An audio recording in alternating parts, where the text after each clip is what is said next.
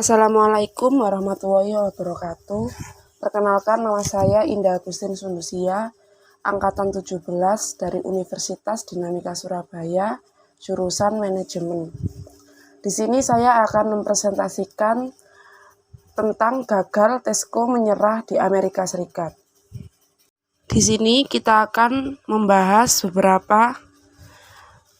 Yang pertama ada tentang Tesco, yang kedua kasus atau masalah yang dihadapi Tesco, yang ketiga perubahan Tesco, dan yang keempat ada diskusi.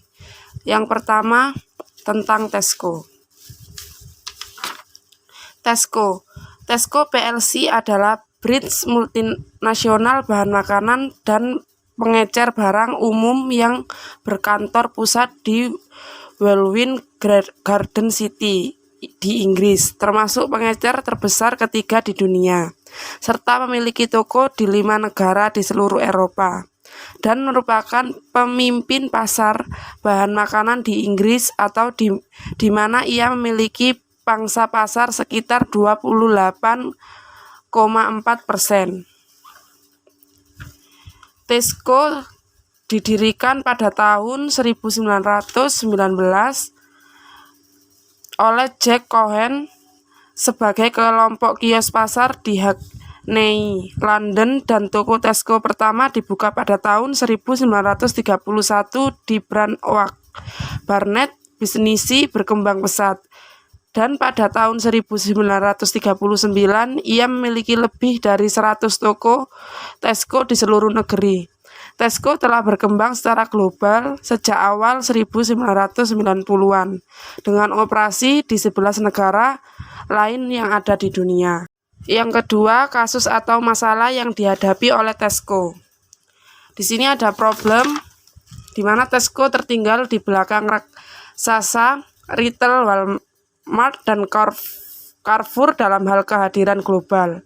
Perusahaan menarik diri dari Amerika Serikat pada tahun 2013, tetapi pada tahun 2018 terus melihat pertumbuhan di tempat lain sejak 1960-an.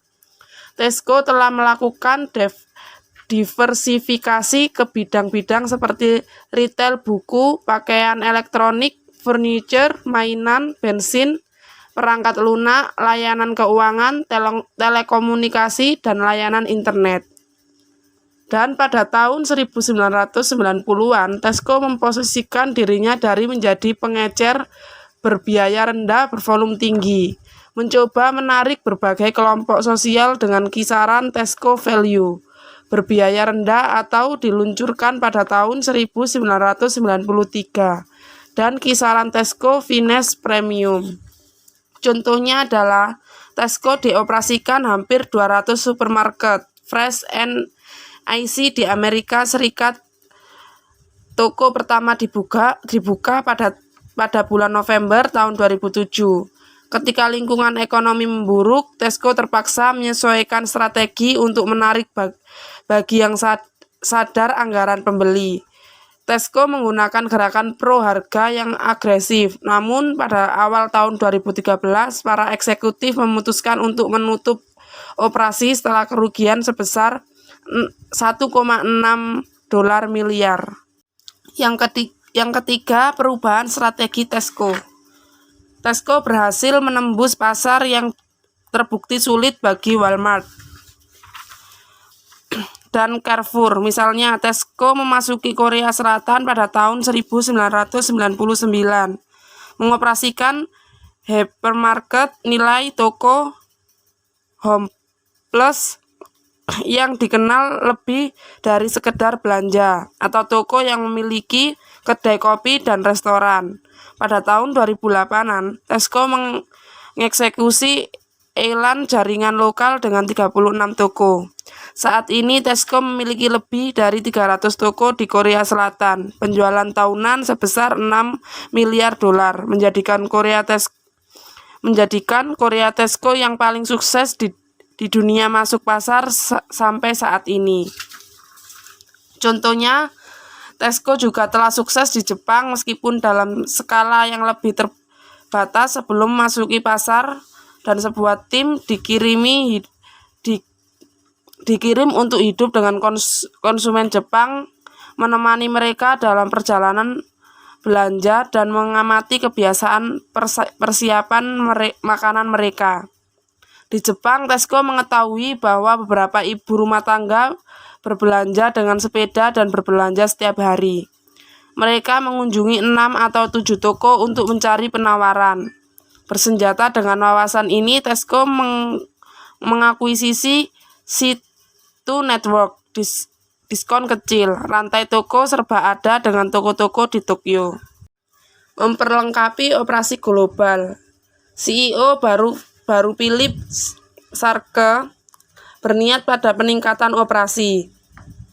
Sarke mengumumkan The Big Price Drop, rencananya untuk mengalahkan para pendiskon keras pada harga. Pada akhir 2011, Tesco mengumumkan perombakan di Fresh dan jajaran manajemen yang muda.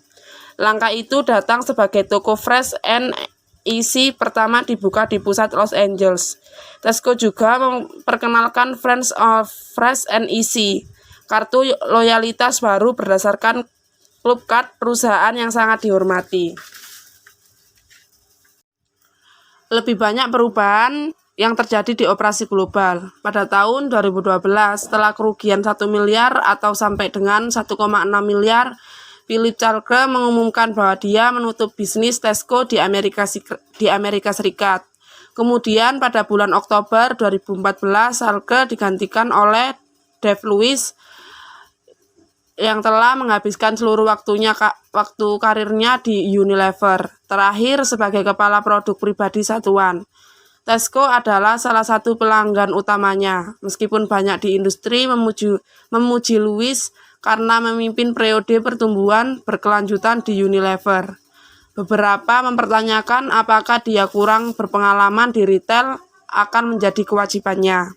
Discussion and question. Yang pertama, apa kunci sukses Tesco dalam persaingan industri retail global? Dengan melakukan monitoring pada perubahan kebutuhan konsumen, perlombaan antar merek, retail yang kuat, terutama terjadi dalam bagaimana agar selalu relevan dengan konsumen, sehingga merek-merek yang kuat tanpa henti menambah pengetahuan tentang konsumen dan pengolaborasikan ini dengan kebiasaan mereka sehari-hari. Yang kedua, manakah dari strategi masuki pasar yang diidentifikasi dalam bab yang digunakan Tesco di Amerika Serikat? Apakah Anda pikir ini apakah strategi yang tepat? Menurut saya, di pembahasan ini merupakan strategi yang tepat. Misal, Tesco mengadakan Home Plus hampir di setiap retailnya yang dikenal lebih dari sekedar belanja, serta memiliki kedai kopi dan restoran. Tesco telah menyesuaikan layanan dengan baik dengan selera lokal. Tesco juga telah sukses di Jepang, meskipun dalam skala yang lebih terbatas. Sebelum memasuki pasar, sebuah tim dikirim untuk hidup dengan konsumen. Jepang menemani mereka dalam perjalanan belanja dan mengamati kebiasaan persiapan makanan mereka. Tesco juga memperkenalkan Friends of Fresh and Easy, kartu loyalitas baru berdasarkan Club Card, merupakan perusahaan yang sangat dihormati. Yang ketiga, menilai tantangan yang dihadapi CEO Dave Lewis. Langkah apa yang harus dia ambil untuk mengatasi masalah harga dan berhubungan kembali dengan pelanggan? Sarke mengumumkan The Big Price Drop, rencananya untuk mengalahkan para pendiskon keras pada harga, yaitu memberi diskon di setiap produknya, memperluas jangkauan produk dan meningkatkan kualitas pelayanan, serta terus mengoptimalkan ukuran dan skala perusahaan.